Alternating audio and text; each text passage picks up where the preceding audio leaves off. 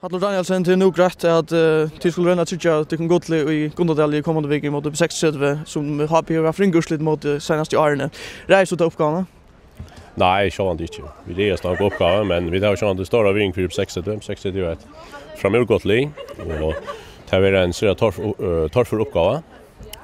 Men vi tror att klara. Hur så sannolikt mätt du det vara att ha för NTS och stövne ta ha ett tapp för att mot resor och vänja bli uppsagt och titta och vi. Nej, det var vi tar också faktiskt om då. Vi tog så faktiskt om några helt andra. Det har näga vi att få spela ju också köra. Så man inte tycker det är så man ser att det är ett nice väl men är det som vi har spelat nu så är han ju och det kan ju väl spelar vi gott och till det spelar vi ska framåt till kommande vikskiftet mot 6. Är du bilden av att du kommer så långt? Nej, så inte. Hvis man är happy och är ju happy så är det inte som man kan spekulera på så länge man kommer till kommer alltså själv som oftast. Till desten ut där till vinna tepest kvärt då till bättre än UF.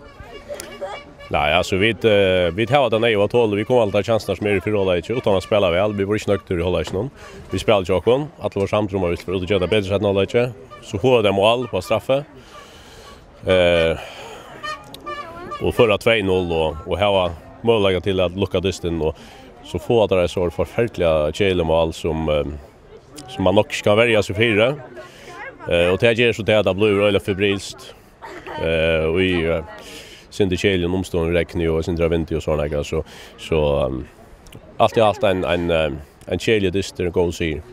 Kommer det under onödigt press helt då?